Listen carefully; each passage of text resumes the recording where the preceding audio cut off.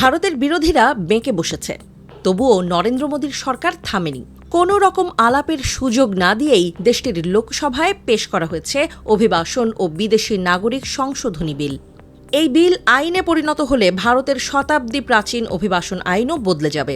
মোদী সরকারের দাবি, পুরনো আইনের সরলীকরণ, জাতীয় নিরাপত্তা শক্তিশালী করা ও অপরাধীদের কঠোর শাস্তি দেওয়ার লক্ষ্যেই এই উদ্যোগ নেওয়া হয়েছে।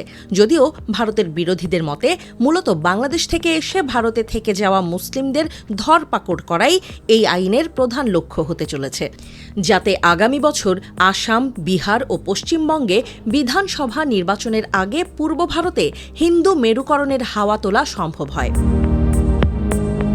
কংগ্রেস সংসদ সদস্য মনীষ তিওয়ারি বলেছেন, বিলটি সর্বনাশা ও দমনমূলক। কোনো বিদেশি নাগরিক বা অনাবাসী ভারতীয়রা যদি সরকারের সমালোচনা করার ইতিহাস থাকে, সেক্ষেত্রে তার এই দেশে প্রবেশ নিশ্চিতভাবে বন্ধ করতেই ওই আইন আনা হচ্ছে।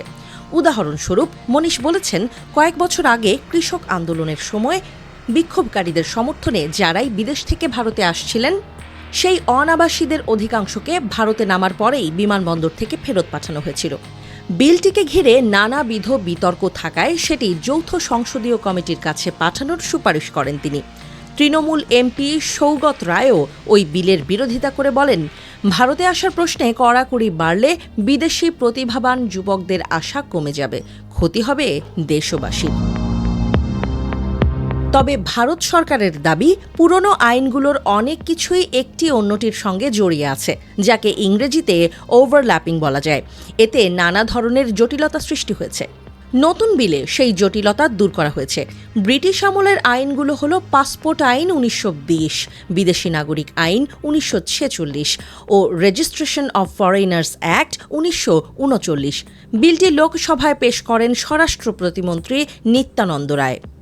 তিনি বলেন, 4টি আইন মিলিয়ে একটা নতুন আইন করতে চাইছে সরকার, এতে আইনগুলো সরল হবে।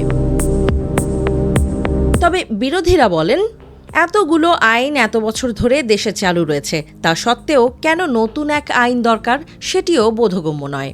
মনীষের দাবি, অপছন্দের বিদেশিদের যাতে দেশে প্রবেশ মাত্র ফেরত পাঠানো যায়, সরকার নতুন বিলে তা নিশ্চিত করতে চাইছে। নতুন বিলে বিশ্ববিদ্যালয় সহ সমস্ত শিক্ষা প্রতিষ্ঠান, হাসপাতাল ও বাড়ির মালিকদের তাদের সংস্পর্শে আসা বিদেশিদের সবিস্তার তথ্য প্রশাসনকে নিয়মিত দেওয়ার সুপারিশ রয়েছে। বৈধ পাসপোর্ট ভিসা ছাড়া ভারতে ধরা পড়লে 5 লাখ রুপির বেশি জরিমানা ও 5 বছর কারাদণ্ডের সুপারিশ করা হয়েছে।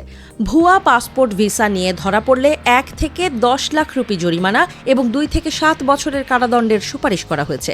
সন্দেহভাজনকে পরোয়ানা ছাড়াই গ্রেপ্তারের অধিকার দেয়া হয়েছে অভিবাসন অফিসারকে। এতেও আপত্তি জানিয়েছেন বিরোধীরা।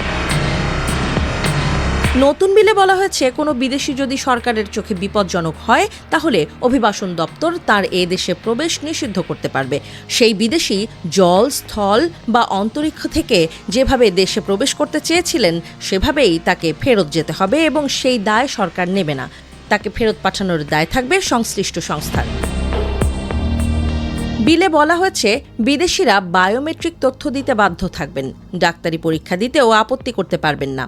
কোনো বিদেশি কোনো শিক্ষা প্রতিষ্ঠানের জন্য এই দেশে এলে কিংবা কোনো ব্যক্তি বা সংগঠনের সঙ্গে জড়িত থাকলে অথবা কোনো হাসপাতালে চিকিৎসার জন্য এলে সেই ব্যক্তি সম্পর্কে যাবতীয় তথ্য ওই ব্যক্তি বা সংগঠন সরকারকে জানাতে বাধ্য থাকবে। মোট কথা, কোনো বিদেশির এদেশে উপস্থিতি সরকারের চোখে যদি অখণ্ডতা, সার্বভৌমত্ব, নিরাপত্তা অথবা জনস্বাস্থ্যের পক্ষে বিপজ্জনক মনে হয়, তাহলে সরকার তার বা তাদের প্রবেশ বা অবস্থান নিষিদ্ধ করতে পারবেন, প্রস্থানও নিষিদ্ধ করতে পারবে। বিরোধীরা মনে করছেন, পেশ হওয়া বিলের মূল লক্ষ্য বাংলাদেশ থেকে অবৈধভাবে আসা ব্যক্তিদের ধরপাকড় সহজ করা। আগামী বছর পশ্চিমবঙ্গ, আসাম ও বিহারের বিধানসভা নির্বাচন। বিজেপি চাইছে এই বিল পাশ করিয়ে সীমান্ত লাগোয়া এই রাজ্যগুলোয় ধর্মীয় মেরুকরণ আরও জোরালো করা। বিলটি আরও আলোচনা ও বিবেচনার জন্য যৌথ সংসদীয় কমিটিতে পাঠানোর দাবি জানানো হলেও সরকার তা মানেনি।